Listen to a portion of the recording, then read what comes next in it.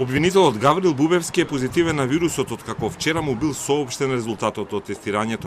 Поради тоа неговата колешка Фатиме Фетај е во самоизолација, а исто така уште двајца истражители сместени во зградата на СЈО кои имале контакт со него при работа на предмети се во задолжителна изолација и неодат на работа.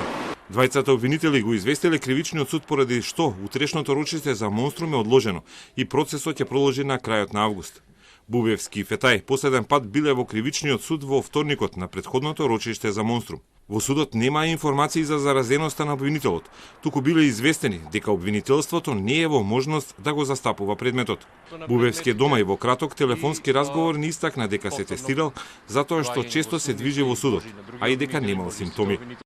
Се чувствувам добро, не знам од кого сум заразен. Одлучив да се тестирам за прв пат бидејќи постојано сум во движење, а често одам и во судот каде има голем број на луѓе. Во епидемиолошката анкета истакнав дека со уште една обвинителка и двајца истражители имав долг состанок за отворени предмети, пошто е одлучено и за нивна изолација. Вообичаено ги применувам заштитните мерки, а состанокот беше долг во една просторија и според епидемиолозите постои определен ризик за колегите.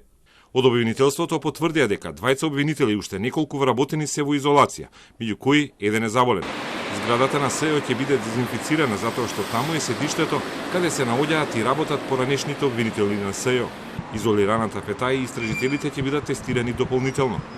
Поради болест, покрај Монструм, ќе биде одложено и судењето за случајот Шамари во Центар закажано за во четврток, кое пак досега неколку пати беше одложувано затоа што и обвинетите за насилството и нивните адвокати наоѓаа начин со помош на короната да го избегнат соочувањето со правдата. Кривично-правниот систем не е нападнат од COVID-19 само во СЈО, туку и во апелациониот суд во Скопје, каде се заболени 5 суди и една стручна соработничка во кривичниот оддел. Поради тоа се откажани рочишта за 13 предмети, кои ќе продолжат по судската ферија на крај на август.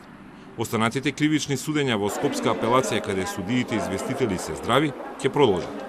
Апелациониот суд ќе работи за сите итни кривични постапки, затоа што под Скопскиот суд се и големите постапки за гонење организиран криминал и корупција.